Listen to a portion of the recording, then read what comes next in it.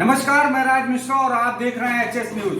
बिहार विधानसभा चुनावों के नतीजे वोटों की गिनती शुरू हो चुकी है और जो ताजा रुझान आ रहे हैं उनमें महागठबंधन और एनडीए के बीच में कांटे की टक्कर देखी जा रही है। मौजूदा समय में एनडीए 120 सीटों पर आगे चल रही है, जबकि जो महागठबंधन है वो 109 सीटों पर आगे है। और इसी पर हम चर्चा करने के लिए आज आए हैं आप सबके बीच में। हमारे साथ शुभेंदु श्रीवास्तव हैं, हमारे साथ शैलेश कुमार सिंह भी हैं। हम दोनों लोगों से चर्चा करेंगे कि जो बिहार की राजनीति है वो अब किस करवट पर जा रही है। शुभेंदु, लगातार आप बिहार विधानसभा चुनाव को कवर करते रहे हैं, जो ताजा रुझान आ रहे हैं उसे आप किस तरीके से देख रहे हैं? देखिए, सुबह से जो रुझान आ रहे थे वो तो फिलहाल एमजीबी मतलब महागठबंधन के पक्ष में आ रहे थे, लेकिन अभी जो हमारे पास अपडेट आ रहे हैं उसमें एनडीए लगभग 18 सीटों पर आगे चल रही है। तो और सुबह से हम मुकाबला देख रहे हैं, काफी दिलचस्प जा रहा है। कभी महागठबंधन आगे आ रही थी, कभी एनडीए आगे आ रही थी। बीच में हालांकि गैप ज्यादा हो गया था महागठबंधन और एनडीए के बीच। अभी एनडीए आगे है, 123 सीटों पर एनडीए आगे चल रही है, यानी बहुमत का जो आंकड़ा है उसको एनडीए ने छू लिया है और महागठबंधन 102 सीटों पर आगे चल रही है। जो आप रैलियों को कवर करते रहे, रैलियों में जिस तरीके से भीड़ आती रही, तो क्या आप देख रहे हैं कि बिहार में साइलेंट वोटर कुछ ज्यादा ही सक्रिय रहता है? जी बिल्कुल, यहाँ पे एक चीज देखने को मिली है कि नीतीश की रैलियां और तेजस्वी की रैलियां हमने कवर करी हैं। उस दौरान में जिस हिसाब से तेजस्वी की रैलियों में भीड़ इकट्ठी हो रही थी, उस हिसाब से तो ऐसा लग रहा था कि कुछ परिवर्तन होने वाला है। लेकिन जैसा हम रुझानों में देख पा रहे हैं कि एनडीए काफी आगे जा रही है और रुझान में एनडीए पूर्ण बहुमत पा चुकी है। लेकिन रैली के हिसाब से आंकड़ा लगाना इस समय का थोड़ा सा कंफ्यूजन भरा। हम शैलेश जी के पास भी चलते हैं। शैलेश जी, जिस तरीके से रैलियों में शुभेंदु ने कहा कि बिहार में विधानसभा मतलब जो सक्रिय वोटर हैं वो काफी सक्रिय रहते हैं, जो साइलेंट वोटर जिनको बोलते हैं, लेकिन जो रुझान है क्या ये इनको आप आंकड़ों में भी तब्दील होते देख रहे हैं? राज, मैं आपको सबसे पहले तो ये बताना चाहूंगा कि अभी मैंने कुछ डेटा निकाला हुआ है जो कि ये रुझान दिखाया जा रहा है। 4 चैनल का मैंने डेटा निकाला है, उसमें एबीपी, आज तक, न्यूज 18 और एनडीटीवी। सारे चैनल पे अभी रुझान में जो है नीतीश कुमार को मतलब कि एनडीए को आगे दिखाया जा रहा है, महागठबंधन को पीछे दिखाया जा रहा है। लेकिन इसमें एक अहम बात ध्यान देने की ये जरूरत है कि अभी जो रुझान आपको दिखाई दे रहे हैं वो पोस्टल वोट है। पोस्टल पेपर से जो वोटिंग हुए हैं वो वोट है, और वो पोस्टल वोटिंग जो होती है वो एनडीए मतलब बीजेपी का होता है। अभी रुझान 122 एबीपी दिखा रहा है कि नीतीश कुमार एनडीए को है, आज तक 113 दिखा रहा है, न्यूज 18 114 दिखा रहा है। लेकिन अभी खुश होने की जरूरत नहीं है, क्योंकि जैसे ही आप गांव में जाएंगे, जैसे ईवीएम का बक्सा खुलेगा और गांव से जब रुझान आना शुरू होंगे तो वहां पे महागठबंधन जो है एनडीए को पछाड़ता हुआ दिखाई देगा। आप बैलेट पेपर और ईवीएम की बात कर रहे हैं। ईवीएम को लगातार विपक्ष जो है घेरता रहता है। विपक्ष का कहना है कि ईवीएम में गड़बड़ी रहती है।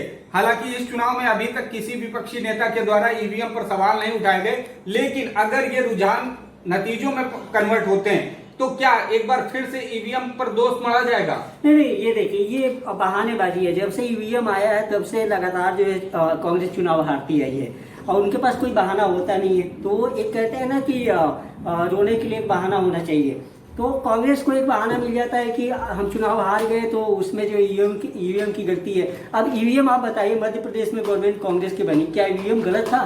राजस्थान में गवर्नमेंट बनी, क्या ईवीएम गलत था?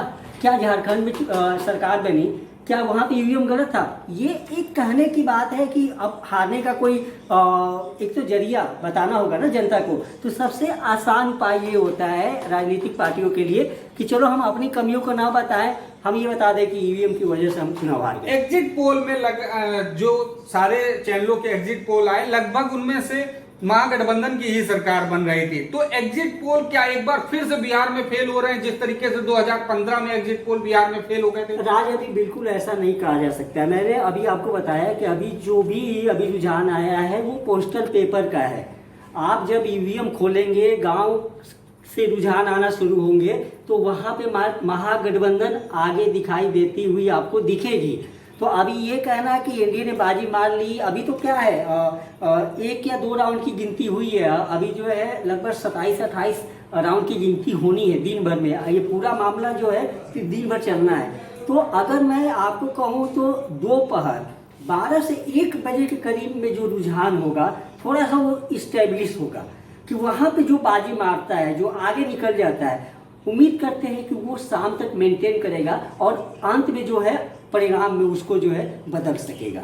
शुभेंदु, इस पूरे चुनाव में अभी तक जब से एग्जिट पोल आए आरजेडी बड़ी खुश दिखे रही थी। आरजेडी के कार्यकर्ता काफी खुश से, उत्साह का माहौल था। आज तेज प्रताप ने तेजस्वी के लिए ट्वीट किया और उसमें कहा कि तेजस्वी भवा बिहार। क्या कुल मिला के परिणाम से पहले ही जो नतीजे थे वो उन नतीजों पर जो रुझान आ रहे हैं वो मायूस करने वाले हैं महागठबंधन के खेमे में? बिल्कुल, ये जो बधाई तेज ने तेजस्वी को दिया है कि उन्होंने शायद ये कहा है कि मैं जन्मदिन पे बिहार दे रहा हूं अपने भाई को, तो ये जल्दबाजी होगी। अभी जिस तरह से रुझान आ रहा है, रुझानों के हिसाब से तो वो बिहार से दूर हो गए तेजस्वी, लेकिन अभी हम इस पे फैसला भी नहीं सुना सकते हैं क्योंकि अभी रुझान है। अभी ईवीएम खुलने, अभी और गिनतियां होनी है, कई राउंड गिनतियां होनी है, तो उसके बाद ही कुछ कहा जा सकता है कि हाँ वाकई में तेजस्वी को बिहार मिल गया कि नहीं मिला, या उनको अभी 5 साल और इंतजार करना पड़ेगा। जिस तरीके से रुझान है, रुझानों को आप इस बहुमत के जो रिजल्ट है, परिणाम है, एग्जैक्ट पोल है, उसमें कितना कन्वर्ट होते देख रहे हैं? रुझान के हिसाब से आप एग्जैक्ट पोल में कितना फेरबदल देख रहे हैं? नहीं देखिए, अभी इस पे हम कुछ भी कहना अभी जल्दबाजी होगी, क्योंकि सुबह हम जब देख रहे थे तो रुझान कुछ और थे और अभी हम देख रहे हैं जो वो रुझान कुछ और है, तो अभी कुछ भी कहना जल्दबाजी होगी। लेकिन हाँ ये है कि 1-2 घंटे के बाद, लगभग 2 बजे के बाद से, 1-2 बजे के बाद से परिणाम सामने आने शुरू हो जाएंगे। बीजेपी लगातार आरजेडी जैसे जीत के दावे कर रही थी, बीजेपी भी लगातार जीत के दावे कर रही थी। बीजेपी कार्यकर्ता आश्वस्त थे कि वो सरकार बनाएंगे। बीजेपी के कार्यालयों में लड्डू बनाने का काम शुरू हुआ था, उसके वीडियोस भी आए हुए थे, हमने आप तक दिखाया भी, आपको भी दिखाया था। क्या बीजेपी बिल्कुल आश्वस्त थी चुनाव के नतीजों को लेकर, जिस तरीके से उन्होंने अपनी तैयारियां शुरू कर दी थी? देखिए, अब बीजेपी अगर कार्यालयों में लड्डू वगैरह बना रहे हैं तो जरूर उनके अंदर, उनके दिल में ये बात कहीं ना कहीं है कि हम बिहार में सरकार बना लेंगे।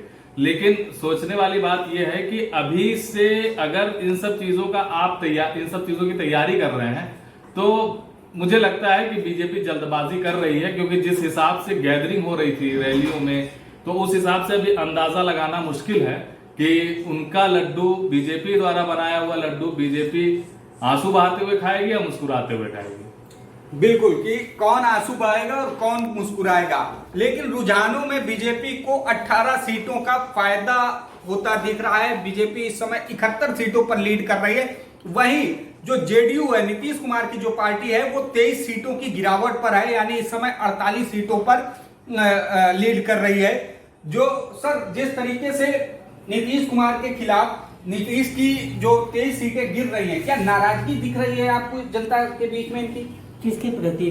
नीतीश कुमार। बिल्कुल ये तो पूरा इलेक्शन में देखने में आया है। राज की नीतीश कुमार को लेकर हम लगातार जो है कवरेज कर रहे थे, तो लोगों के बीच में ये प्रतिक्रिया आ रही थी कि वो नीतीश को लेकर नाराज है।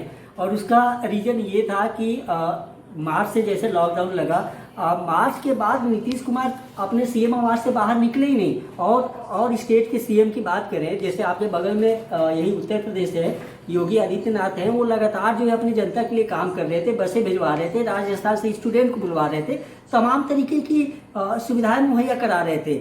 लेकिन नीतीश कुमार को हम लोग चूंकि मीडिया में भी ये लगातार नजर रखते हैं सारी पार्टियों पे, नीतीश कुमार को ये देखने में आएगा पूरे लॉकडाउन में, पूरे कोरोना काल में जो है वो सीएम आवास के अंदर थे, बाहर नहीं निकल रहे थे। उस बात का खमियाजा तो भुगतना पड़ेगा उनको। अब वही चीज दिखाई दे रही है यहाँ पे। अगर नीतीश कुमार जो है अगर नीचे जा रहे हैं, डाउनफॉल हो रही है उनकी पार्टी, तो उसका रीजन ये है कि लोगों में उनके खिलाफ नाराजगी है। एक बात मैं राज और जोड़ना चाहूंगा कि आप ये मत भूलिए कि बिहार में पहली बार हुआ है, एक तो ऐतिहासिक समय चल रहा है कि कोरोना काल आया है, उसमें पहली बार हुआ है कि 30 से 35 लाख लोग जो है बिहार में बाहर से आ गए, जो कि दिल्ली में, मुंबई में, सूरत में, कर्नाटक में, कोलकाता में, तमाम जगहों पे रहते हैं। वो कभी आते नहीं थे, वोट डालने भी नहीं आते थे, क्योंकि वो नौकरी में व्यस्त रहते थे, उद्योग धंधे में व्यस्त रहते थे। लेकिन इस बार वो आए हैं, और वो लोग आए हैं जो कि पैदल चल के आए हैं। और आपको पता है कि आपको याद होगा कि जब यूपी से जब लोग एंट्री करने लगे बिहार में, तो खबर ये आने लगी कि सरकार ने जो है बॉर्डर को ब्लॉक कर दिया है। अब बोला है कि हम किसी को अंदर नहीं आने देंगे। आपके अपने लोग हैं, बिहार के अपने लोग हैं, स्थानीय लोग हैं, आपको वहाँ पे बसें देनी चाहिए थे, खाना मुहैया कराना चाहिए था, और आप उनको बोल रहे हैं कि हम आपको अंदर नहीं आने देंगे। तो वो लोग वो जख्म को नहीं भूले हैं, और उसी का परिणाम है कि नीतीश कुमार ये जो है नुकसान उठा रहे हैं। अगर उन्होंने काम किया होता कोरोना काल में, तो मैं दावे के साथ चिराग फैक्टर कितना काम आ रहा है इसमें। चिराग पासवान अभी सिर्फ महज 7 सीटों पर आगे हैं। हालांकि 2015 में उनके पास सिर्फ 2 सीटें थी, 5 सीटों पर यानी उनकी बढ़त है, वो 5 सीटें गेन कर रहे हैं। लेकिन चिराग क्या नीतीश कुमार को कमजोर कर रहे हैं इस चुनाव में? उनका पूरा कहना ही था कि हम सीएम नहीं बनने देंगे। लेकिन आप ये सोचो ना, दूसरे का घर में आग लगाने से पहले आप अपने घर को भी तो आग लगा रहे हो। आप कह रहे हो कि हम हनुमान जी हैं। कौन सा हनुमान जी हैं? अभी 6 सीटों पे वो आगे चल रहे हैं। अगर उनके 2-4 सीट भी नहीं निकल पाए तो उनकी राजनीति कहाँ जाके रुकती है? तो चिराग पासवान ने क्या राजनीति की है? बीजेपी ने उनको बी टीम के रूप में आगे बढ़ाया या नहीं बढ़ाया? लोग चर्चा जरूर कर रहे हैं कि बीजेपी की बी टीम के रूप में पासवान जी काम कर रहे थे। लेकिन आप जब कोई भी राजनीति करते हो तो आप फायदे के लिए करते हो, नुकसान के लिए नहीं करते हो। आज मान लो आपका एक भी सीट नहीं निकलता है, तो चिराग को फिर सेंटर में भी कोई नहीं पूछेगा। आपकी अहमियत तभी है जब आपके पास ताकत है। अगर आपके पास ताकत नहीं है, आपके पास सीट नहीं है, तो मानिए कि आप हाशिए पे चले जाएंगे और फिर आपको कोई बचाने वाला नहीं होगा। इस पूरे चुनाव में तेजस्वी काफी सक्रिय रहे और उन्होंने इस पूरे चुनाव को अकेले हैंडल किया। आरजेडी का कोई बड़ा नेता उनके साथ मंच शेयर नहीं करता था। वो अपनी पिता जेल में है, उनका कहीं वो अपनी रैली में जिक्र नहीं करते थे, अपनी मां को वो लेकर नहीं जाते थे। उनकी बहन मीसा राज्यसभा की सांसद है, लेकिन उनके साथ भी उन्होंने कभी किसी रैली को पर मंच नहीं शेयर किया। तेज प्रताप को भी कभी साथ में लेकर नहीं गए। क्या तेजस्वी इस चुनाव में पूरी तरीके से स्थापित हो गए? नहीं, देखिए, उनको ये बात पता थी कि अगर हम लालू को या तेज प्रताप को अगर अपनी फैमिली को लेके मंच साझा करते हैं या फिर हम उनका नाम लेते हैं तो उनको कहीं ना कहीं नुकसान होगा, ऐसा वो सोचते रहे होंगे। क्योंकि उनके पिताजी लालू प्रसाद यादव भी घोटाले में उनका नाम लिप्त है और उसी की सजा काट रहे हैं वो। और तेज प्रताप यादव का वो भी समय समय पर ऐसे बयान देते हैं जो पार्टी के लिए, उनके भाई के लिए गलत हो सकता था, इसलिए वो अपने परिवार से दूर रहे। तो ये एक जो ये नीतीश कुमार अपनी रैलियों में बार बार बोलते रहे कि जंगल राज जंगल राज जंगल राज होता रहा है इनके जमाने में। तो उस दौरान में मैं ये सिर्फ कहना चाहता हूं कि आप 15 साल पहले जो जंगल राज की बात करते हैं, आप उसकी बात क्यों करते हैं? 15 साल से तो आपके हाथ में सत्ता है ना। आपने 15 साल में क्या किया उसको बताइए। आप ये मत कहिए 15 साल पहले लालू के समय में जंगल राज था। आप ये कहिए कि अब मैंने 15 साल में जंगल राज खत्म किया। सुशासन बाबू के नाम से आप फेमस रहे, आपका शासन भी अच्छा रहा। लेकिन आपकी विफलता जो है वो मेरे ख्याल से 2 मायनों में रही है। एक तो आपने रोजगार पे, नौकरियों पे कोई काम नहीं किया। आपने जो कोरोना काल हुआ, लॉकडाउन हुआ, उस दौरान में जो आपके स्टेट के जो भी लोग थे, नागरिक थे, वो बाहर अपना कमाई करते, पेट पालते, वो जब उस दौरान में यहाँ पे आए, जैसा कि अभी शैलेश सर हमारे बता रहे थे, तो आपने उनके लिए भी कोई सुविधा मुहैया नहीं कराई। और यहाँ पे ग्राउंड लेवल पे जब बात करने हम लोग निकले थे, लोगों से जब बात किए, तो वहां पे ये भी बात सामने आई कि जो क्वारंटाइन सेंटर बनाया गया, क्वारंटाइन सेंटर में पर हेड जितने भी फंड आते रहे केंद्र सरकार की तरफ से, वो नदारद था। फंड तो आए लेकिन वो सुविधाएं उस हिसाब से जो बाहर से लोग आए कोरोना काल में उनको नहीं मिली। तो ये सब नीतीश कुमार के लिए बैकड्रॉ है और इसी वजह से नीतीश कुमार इस साल अपनी कई सीटें गवाते दिख रहे हैं। बिल्कुल, हम अभी आपको जो बता रहे हैं ताजा रुझानों के हिसाब से एनडीए 130 सीटों पर आगे चल रही है। बहुमत का आंकड़ा एनडीए क्रॉस कर चुकी है। आरजेडी 94 सीटों पर आगे है और जबकि अन्य 17 सीटों पर आगे चल रहे हैं। हम ताजा अपडेट के साथ आपके साथ फिर से आपको रूबरू कराएंगे ताजा अपडेट से। तब तक के लिए देखते रहिए एचएस न्यूज। चलेगी परिवर्तन की बयार या बनी रहेगी एनडीए सरकार? युवा तेजस्वी का होगा नाम या अनुभवी नीतीश आएंगे काम? बिहार का महासंग्राम सिर्फ एचएस न्यूज पर। देश और दुनिया से जुड़ी सभी प्रमुख खबरों के लिए हमारे चैनल को सब्सक्राइब करें और लेटेस्ट वीडियो पाने के लिए बेल आइकन को जरूर दबाएं। साथ ही हमारे वीडियो को लाइक और शेयर करना ना भूलें।